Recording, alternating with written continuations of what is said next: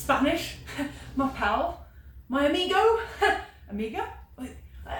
Hi English, you're looking very complicated today. Oh, thank you.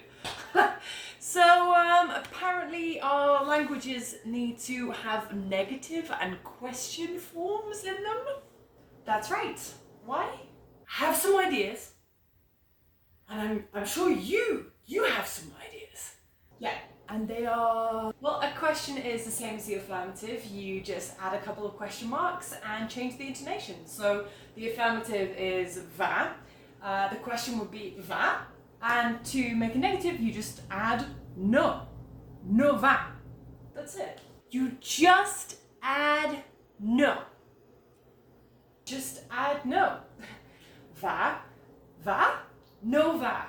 I mean, you already have the word no. I assume you're going to do that because you're already halfway there. Actually, for English, I was thinking every time you want to make a negative or a question, you'll have to use a magic verb. A magic verb?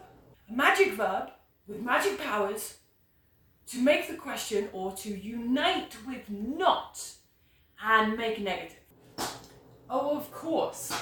The magic verb goes after the question word before the subject and replaces any conjugation in the main verb, putting that into the base form. And no deviation in word order is allowed from this because the inclusion of the magic verb in that specific place indicates that the utterance is a question.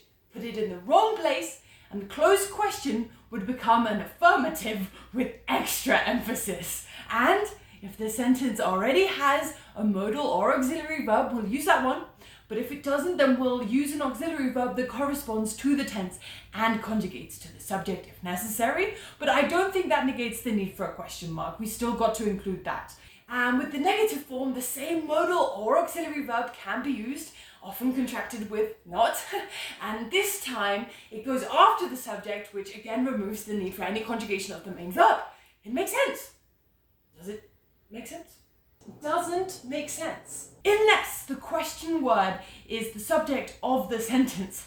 In that case, the question word merely replaces the subject of the sentence as it would in an affirmative and no extra auxiliary verb is needed.